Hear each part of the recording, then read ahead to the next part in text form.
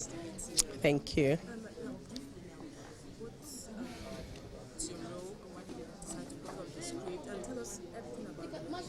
Okay, I play Mrs. Neka Chukwemeka, and she's a politician's wife, and she's a power broker.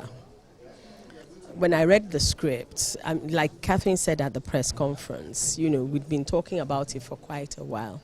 And, I understood where she wanted to go with the character.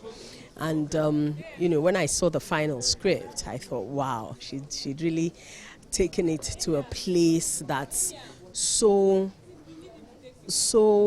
poignant and very, very engaging.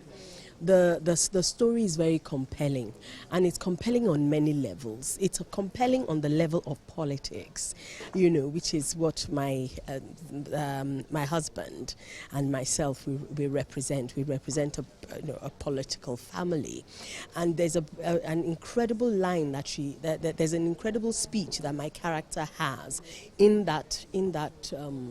the play, in which it's almost like tearing open a politician and getting into their psyche and understanding their psyche, talking about how quite a lot of them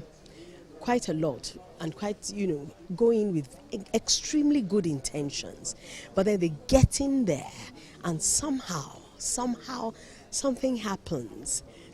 And what they, just to be able to do what they wanted to do, they've had to compromise on levels that they wouldn't normally have compromised. And they're hoping that, okay, yes, they've compromised, but hopefully, they should be able to get back to their normal self, and then find that because of the amount of compromise that they have had to make, they've lost who they originally were.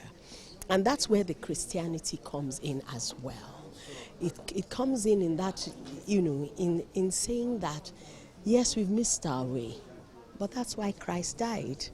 If we could get it, if we were excellent and we could, there would have been no need for Christ to die, because if Christ died and we could do it ourselves, then that makes that God is an abuser, which God is not. It's that understanding of how frail we are as human beings, how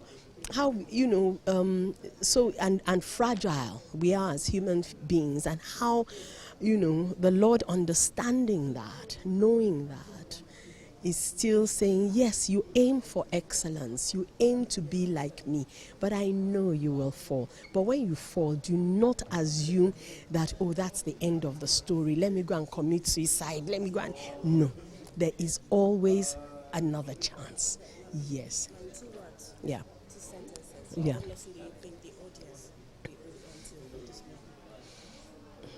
Love is beautiful, and forgiveness is key. That's it.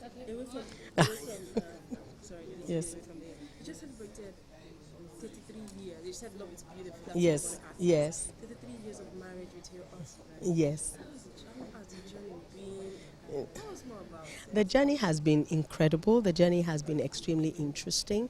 The journey has been one of learning. I don't think anybody can ever prepare you for marriage. I mean, I had parents who were married until each one partner died, and till death did them part. And I mean, well over 40 years and things like that. And they were each other's friends. They had their challenges and they weathered the storm. So those were my role models as to knowing fully well that there would be storms. But my storms were totally different from their own storms. Do you understand? They were totally different, so I wasn't prepared for my own storms. But when my own storms too came, it was also a learning curve, and it was a forgiving curve on both sides. Both sides had to learn to forgive each other, and so it's like it's not a destination. You get married, it's not a destination, it's a continuous journey. And somehow it seems like sometimes the enemy feels like, so you weather this one, you think you weather this one, okay, let me throw another one, let me see whether you weather this one, And but I think when you like the person, you're married to, when you like the person you're in a relationship with, when you both have you do have respect for each other, and you learn, at least for me. For my husband, it was always wanting to want what was best for me. I had to learn that, to want what was best for him, But I finally got there, and so that's it's always a journey, depending on what your background is, depending on what you came in with. Yeah, you learn. Yeah. That one happened where. Yeah, that one. No. That one happened very well. What? I can't even remember that instance now. I think because I can't even remember. Okay, I think we just had our second child. I think it was, or no. We just had the baby.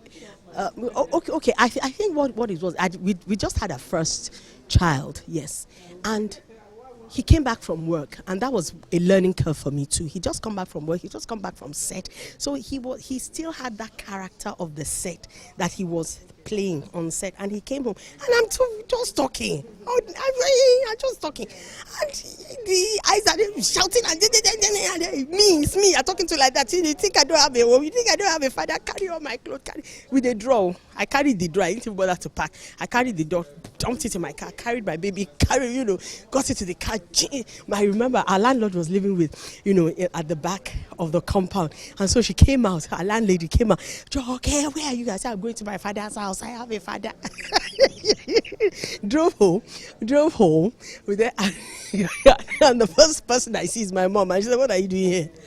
And I was like, "Can you imagine?" I said, "You don't have a house here again. You don't have a room. Please carry your load and go." I mean, my father kind of understood what it was, and he kind of said, "No, you can't go in that direction." Spoke to my husband, and he called and goes, "When are you coming home?" That was the first time. I did it a couple of times, but yes. The rate of divorce right now is so alarming and it's discouraging for those that are yet to marry. What do you think our problem is? And please, I don't know what your problem is. I cannot give you. I'm not a marriage counselor. No. But I think if you are in a situation that you cannot tolerate, all of us have different thresholds of pain, of emotional, whatever. So please, if you reach your threshold, life is not hard. Please carry your load and go. It's okay, because you see, because you live, they will talk. You stay, they will talk. So you stay for you.